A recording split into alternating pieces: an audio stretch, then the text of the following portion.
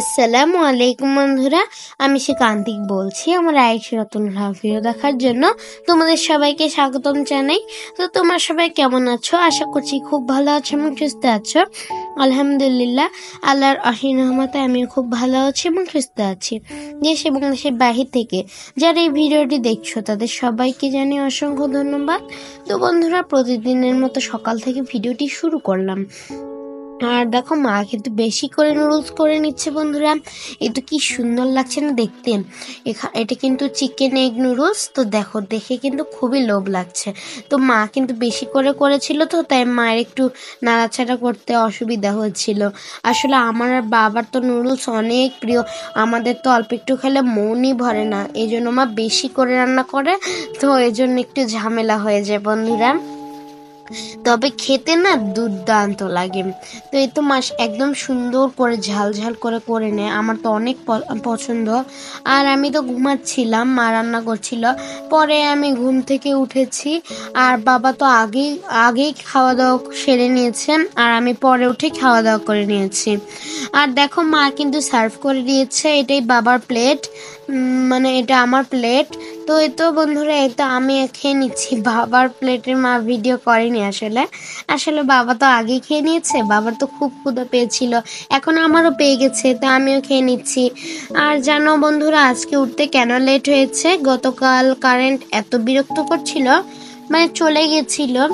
তো পরে একদম সন্ধ্যার সময় এসে সে কিছুক্ষণ থেকে আবার চলে গেছে।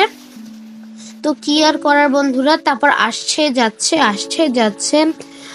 একদম রাত 12:30টায় এসেছে। এই জন্য মায়ের ভিডিও আপলোড দিতেও দেরি হয়ে গেছে। বাবার মোবাইলে কিছুটা ডাটা ছিল, আর সেই ডাটা দিয়ে মা ভিডিওটা কোনো রকমে 11:30টার সময় আপলোড করে দিয়েছে। তো কি করার, আমার কিছু এইচডাব্লিউ হয়নি, তো আমি কিন্তু সকালে উঠে সেই এইচডাব্লিউগুলো করে নিয়েছি। তো কারেন্টের কি অত্যাচার শুরু হলো বন্ধুরা, আসলে বৃষ্টি হচ্ছে এজন্য। আর দেখো, মায়ের প্রিয় বাড়ি। আর এখন কিন্তু বন্ধুরা আমরা পৌঁছে গেছি। তো এখন কিন্তু আমরা সবাই মিলে বাসায় চলে যাব। এই তো দেখো, আমাদের ছুটি হয়ে গেছে, আমরা কোচিংয়ে এসেছিলাম। আর আসলে কি সবাই এসেছিল, তবে আমরা একটু লেটে বের হয়েছি, তো এই জন্য সবাইকে দেখাতে পারলাম না। সবাই তো বের হয়ে আগেই চলে গেছে। তো বন্ধুরা, এই তো আমি কিন্তু সানিয়ার সাথে গল্প করতে করতে যাচ্ছি। তারপর সুক্রিয়া এসে সানিয়াকে একটা কিছু চকলেট দিয়েছিল। তো সানিয়া আবার সেখান থেকে আমাকে একটা চকলেট দিয়েছে। আর জানো, কাল থেকেই বৃষ্টি হচ্ছে বন্ধুরা। আর আজকেও, আর আমরা যখন সকালে আসছিলাম তখন কিন্তু অনেকটাই ভিজে গিয়েছিলাম। আর বন্ধুরা দেখো, এটা কিন্তু একটা পেট শপ। তো পেট শপে এসে মাছগুলো দেখছিলাম। মাছ দেখতে কিন্তু ভালোই লাগে। আর দেখো, এখানে একটা বড় গরু যাচ্ছিল। আর দেখো, এখনো কিন্তু টিপ টিপ বৃষ্টি পড়ছিল। আসলে কি, গরমের দিন শেষ, বৃষ্টির বাংলাদেশ। তো বন্ধুরা দেখো, এটাই কিন্তু আমাদের সাথে ঘটছে। গরম চলে যাওয়ার পর এখন বৃষ্টির বাংলাদেশ হয়ে গেছে। তবে ভালোই হয়েছে, এখন গরম অনেকটাই কম। ফ্যান না চালিয়েও থাকা যায়, সারাদিন বৃষ্টি হচ্ছে, খুব ভালো লাগে। তবে কারেন্ট গেলে অনেক সময় গরম লাগে, তখন যে এত রাগ লাগে বন্ধুরা। তো এই তো এখানে কিন্তু পার্কের গাছগুলো একদম ভিজে সুন্দর হয়ে গেছে বন্ধুরা, বা সব কিছু একদম ধুয়ে সুন্দর হয়ে গেছে। আর বন্ধুরা দেখো, মা কিন্তু এই তো বাসায় এসে বাকি রান্নাগুলো করে নিচ্ছে। তো তখন কিন্তু মা সুন্দর করে মশলা কষিয়ে নিচ্ছে। আসলে মা সকালে রান্না করেছে, তবে ভিডিও করতে পারেনি, কারণ মা একটু কাজে ব্যস্ত ছিল। তো এই জন্য কিন্তু বাসায় আসার পর মা যেগুলো রান্না করছে সেগুলো ভিডিও করে নিচ্ছে। এই যে এখানে আমার শুটকির তরকারি করবে, তো মা এখানে কিছুটা চেপা শুটকিও দিয়েছে, আবার কিছুটা শুকনা শুটকিও দিয়েছে। চেপা শুটকি তো গলে যায়, তো এখানে চেপা শুটকিগুলো গলে গিয়েছে। আর বাকি যেগুলো মানে আস্ত শুটকি দিয়েছে না, সেগুলো ঠিক আছে। তো সব মশলাই মা সুন্দর করে কষিয়ে নিচ্ছে আর কি। আর মা কিন্তু এখানে দিবে কিছুটা ডাঁটা এবং আলু, এ তো দিয়ে দিয়েছে মাম। আর ডাঁটা আলু এবং কিছুটা পুঁই শাকের ডাঁটাও ছিল। তো সেই আসলে মা আজকে পুঁই শাকও রান্না করেছে। তো সেখান থেকে মা কিছুটা ডাটা এখানে দিয়েছে যাতে খেতে দুর্দান্ত লাগে। আর যখন মা রান্না করছিল আমি তো মানে গোসলখানা থেকে বের হয়েছি আর বাবা বসেছিল, তখন আমাদের নাকের উপরে এসে বসেছে হেলিকপ্টার। তো এত বাজে দুর্গন্ধ, তো আমরা কিন্তু রুমে গিয়ে বসেছিলাম গেট বন্ধ করে। আর মা কিন্তু পটল আলু দিয়ে মাছের তরকারি করেছে, আর দেখো এখানে মা পুঁইশাক করেছে, আর যেটা দেখালাম একটু আগে সেটা কিন্তু রুই মাছ। তো আমাদের নাকের উপর হেলিকপ্টার বসছে, তো আমরা কিন্তু রুমে গিয়ে বসেছিলাম, মানে এত বাজে গন্ধ, আমরা একদম দরজা লাগিয়ে বসেছিলাম, এত গন্ধ লাগছিল। তো দেখো এ তো দেখো মায়ের কিন্তু রান্নাটা অনেকটাই হয়ে এসেছে, তবে আরেকটু শুকনো শুকনো করে মা নামাবে। তবে জানো বন্ধুরা, যতই গন্ধ হোক রান্না করার পর গন্ধ চলে যায় আর খেতে যে এত মজা লাগে। অনেকে না এই চ্যাপা শুটকির গন্ধ মানে রান্নার সময় গন্ধের জন্যই খেতে চায় না, সবাই তো বুঝে না যে আসল টেস্ট বলতে কি। তো বন্ধুরা এই তো মা কিন্তু শুটকিটা সার্ভ করে নিয়েছে, তো আমি তো ভয় খেতে পারছিলাম না, মানে খেতে গন্ধ লাগবে না, আমি তো ভয় পাচ্ছিলাম খুবই। আর জানতামও না যে এটা কিসের শুটকি, আমি তো ভাবছিলাম এটা খেয়ে মনে হয় আমার অবস্থা খারাপ হয়ে যাবে। তো পরে কিন্তু দেখো আমি পুঁই শাক দিয়ে খেয়ে নিচ্ছি প্রথমে। আমি সাহস করে শুটকি একটু ধরতেও পারছিলাম না, আমি একটু শুটকির ধারে পাশেও যেতে পারছিলাম না, তো আমি কিন্তু এই জন্য পুঁই শাক দিয়েই খেয়ে নিচ্ছি।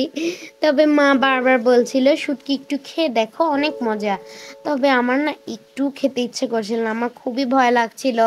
তো এই তো এই জন্য প্রথমে খালি আমি পুঁই শাক দিয়ে খেয়ে নিচ্ছি। তবে পুঁই শাক তো আমার অনেক প্রিয়, আর মা অনেকদিন পর পুঁই শাক করেছে, খেতে কিন্তু অনেক মজা লাগছিল। আমার তো পুঁই শাক অনেক প্রিয় বন্ধুরা, জানো তো আমার না খুব মজা লাগে পুঁই শাক। মুখে দিলাম। তো পরে কিন্তু আমি একটু সাহস করে শুটকিটা নিয়েছিলাম। তো পরে কিন্তু শুটকিটা নিয়ে খেয়ে দেখি ওমা এত টেস্টি বন্ধুরা, আমি তো মানে ভাবতেও পারিনি যে এত মজা হবে। পরে মায়ের কাছে শুনি এখানে তো মা আমার প্রিয় চ্যাপা শুটকিও দিয়েছে। তো তারপর আমি ভাবি এই জন্য রান্না করার সময় এত গন্ধ বের হচ্ছিল, তবে খাওয়ার সময় একটু দুর্গন্ধ বের হচ্ছে না বন্ধুরা, মানে এত সুন্দর আর দুর্দান্ত একটা টেস্ট। এটা দেখেই আমার তো একটু খেতে ইচ্ছে করছিল না, তবে পরে কিন্তু আমি মাছের তরকারিটাই খাইনি, এটার জন্য আমি খালি মাছটা নিয়ে শুটকি দিয়ে খেয়ে নিয়েছি। আসলে কি আমার না এতই মজা লেগেছে, এটা এতই টেস্টি যে আমি মাছটাই নেইনি। তো বন্ধুরা দেখো আমি কিন্তু চলে যাচ্ছি কোচিংয়ে।